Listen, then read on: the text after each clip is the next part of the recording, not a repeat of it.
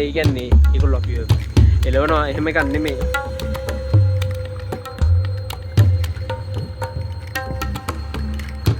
කොහෙද? වැඩිහිටි කන්ද උඩට ආයිත් යන්න පටන් ගත්තා. ලාවේ දුටුගැමුණුතුමා පොරොන්දුවක් වෙනවා යුද්ධේ දිනලාම පස්සේ කතරගම දෙවියන්ට රන් දෙවලක් තනලා දෙනවා. පැයක විතර ගමනකින් පස්සේ අපි අන්තිමට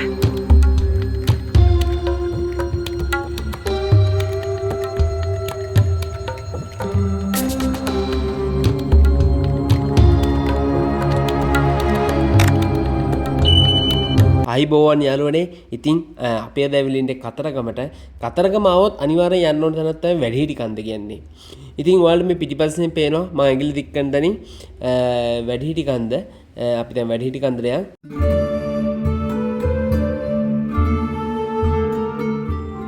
දිගට මේ වගේ ලස්සන වීඩියෝස් බලන්න දැන්ම කවිද විමුක්තිය YouTube channel එක subscribe කරන්න.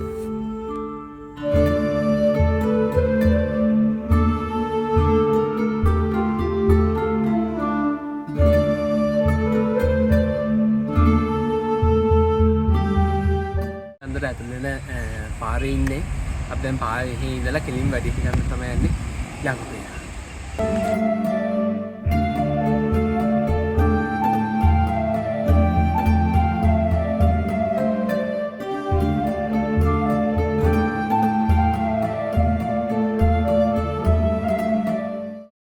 හරි අපි දැන් වෙල්ලි ඉන්නේ වැඩිහිටි කන්ද යන්න. මෙතනින් තමයි වැඩිහිටි කන්දට ඇතුළට එන්න ඕනේ. අපි දැන් ඉපාරේ යන්න.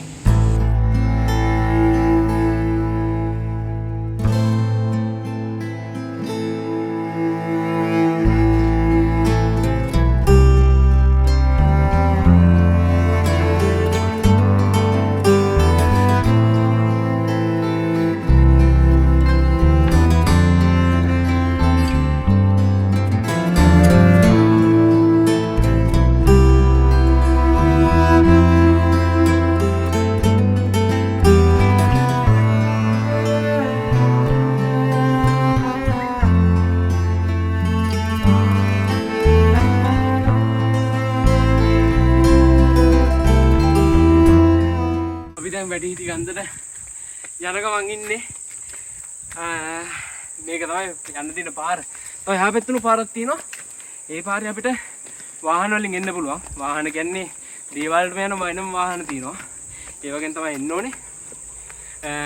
නැත්තම් අපිට මේ පාරෙන් තමයි යන්න තියෙන්නේ. ඒක ඉතින් හරිම ලස්සනයි. ඉතින් මේ පාරෙන් යනවා කියන්නේ පරණ පාරනේ. තනිකරම සිරිපාදි වයිබ් එක තමයි මේ පාරේ යනකොට තියෙන්නේ. එහෙනම් අපි ඉස්සරහට ගිහලා වීඩියෝ එකක් දාන්න.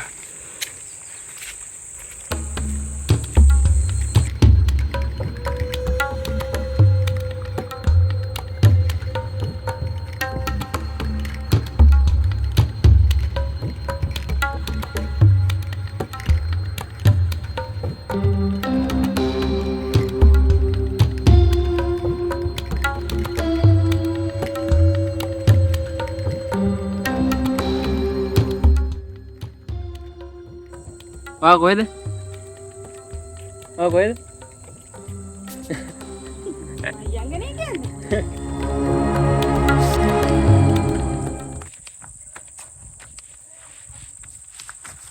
ඉතින් අතන පොඩ්ඩක් වාඩි වෙලා ගිමන් හැරලා දැන් අපි වැඩිහිටි කන්ද උඩට ආයිත් යන්න පටන් ගත්තා. අපි එන යන්.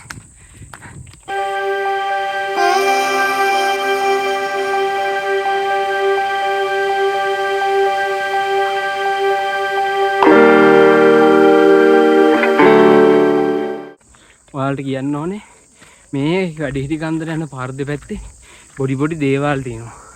ඒ දේවල් වලින් කතා කරලා එක එක නූල් බදිනවා. ඊට පස්සේ විභූති තියෙනවා. විභූති කියන්නේ ඔය නල්ලේ අලු තියෙන ඒවා තියෙනවා. ඒ කියන්නේ ඒකොල්ලෝ ඒක බිස්නස් එකක් විදිහට ගන්නනේ. ඒ හින්දා ඒවටත් අහු වෙන්නව ඕගොල්ලෝ ගමන යන්න කියලා ඕගොල්ලෝ දැනුවත් කිරීමක් කරනවා.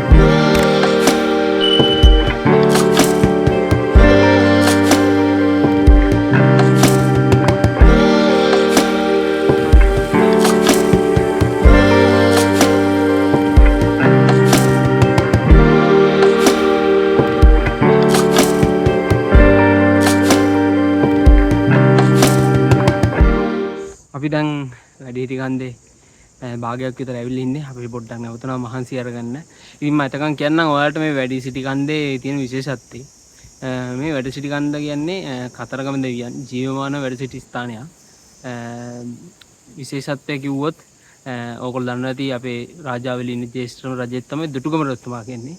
මේ දුටුගැමුණු රජතුමා යුද්ධයට යන්න කලින් එළාර සමග යුද්ධයට යන්න කලින් මැණික් ගම් යුරිදී කතරගම දෙවියන් හමු වෙනවා.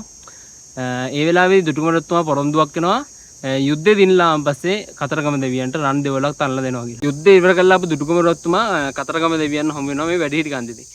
කතරගම දෙවියෝ දුන්නක විතලේ අරගෙන මේ වැඩිහිටි කන්දේ මුදුනේ දැන් දේවාල තියෙන තැන මම එතනට ගිහලා පෙන්නන්නම් ඔයාලට.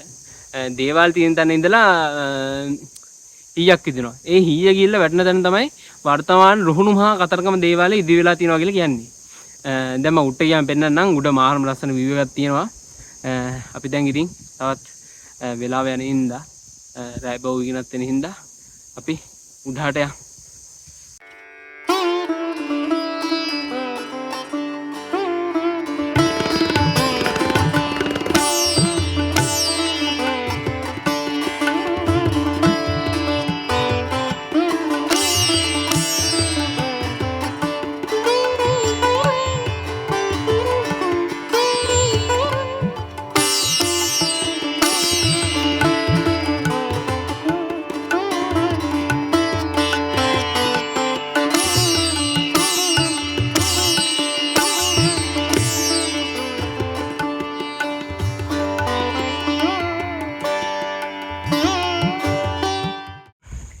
පැයක විතර ගමනකින් පස්සේ අපි අන්තිමට වැඩිහිටි කන්දර ආවා. ඕගොල්ලෝ පිටිපස්සෙන් පේනවා. මෙතෙන් තමයි ඇතුල් වෙන්න තියෙන්නේ වැඩිහිටි කන්දර. දැන් අපි දෙන්නත් එක ඇතුළට යනවා.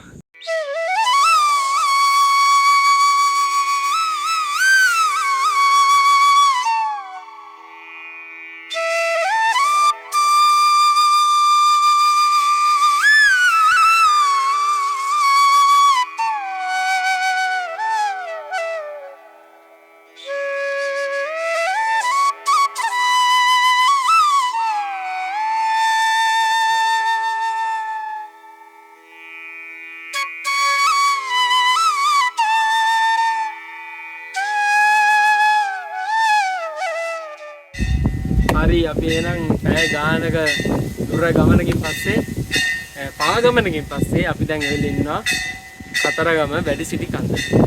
ඉතින් මේ වැඩිසිටි කන්දර ආම්බස්සේ මේ වටේ තියෙනවා ලස්සන view එකක්.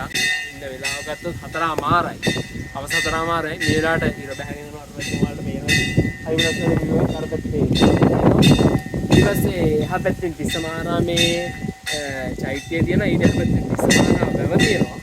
ඊට පැත්තේ මෙහා පැත්තේ තියෙනවා කිරිවේර චෛත්‍යය. ඊට පැත්තේ කතරගම දේවාලය.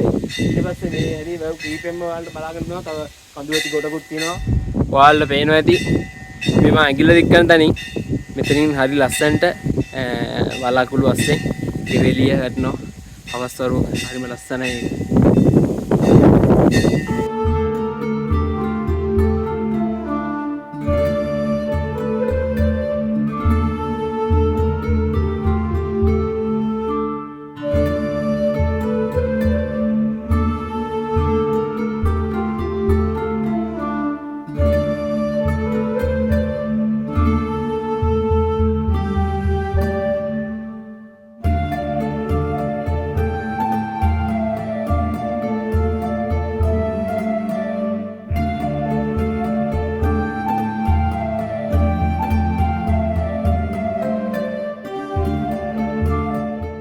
ඔයාලට පිටිපස්සෙන් පේනවා මම මේ වැඳපු තැන.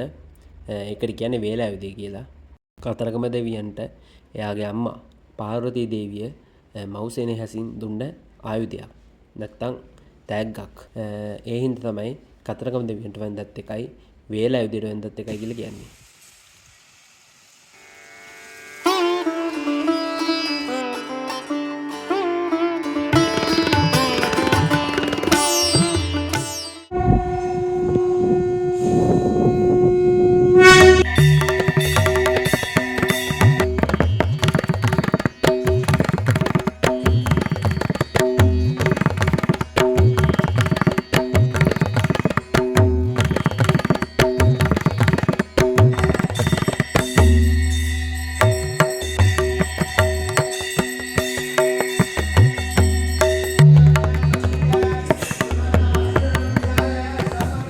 වැඩිහිටි කන්දට අපි එනකොට ගොඩක් හවස් 3 ඉඳලා අපි අවසාන පූජාවට ආවා.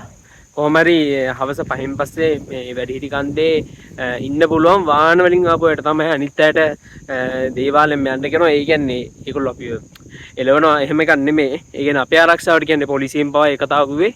මොකද මේ අපි ආපු පාරේ වනගත මාර්ගයක්. ඒ හින්දා ඒ පාරේ වනසතුන් ඉන්නවා. ඒ හින්දා ආරක්ෂිත බව හින්දා අපි දැන් ආයි කතරගමට යනවා. අපි හෙට උදේ රුහුණුවා කතරගම දේවාලෙන් ඊට අමතරව සෙල්ල කතරගම දේවාලෙන් හමු වෙනකන් දැන්ට මෙන් සමුගන්නවා. එහෙනම් හැමෝටම බුත් සරණයි. කතරගම දෙවියන් පිටයි. ජය වේවා.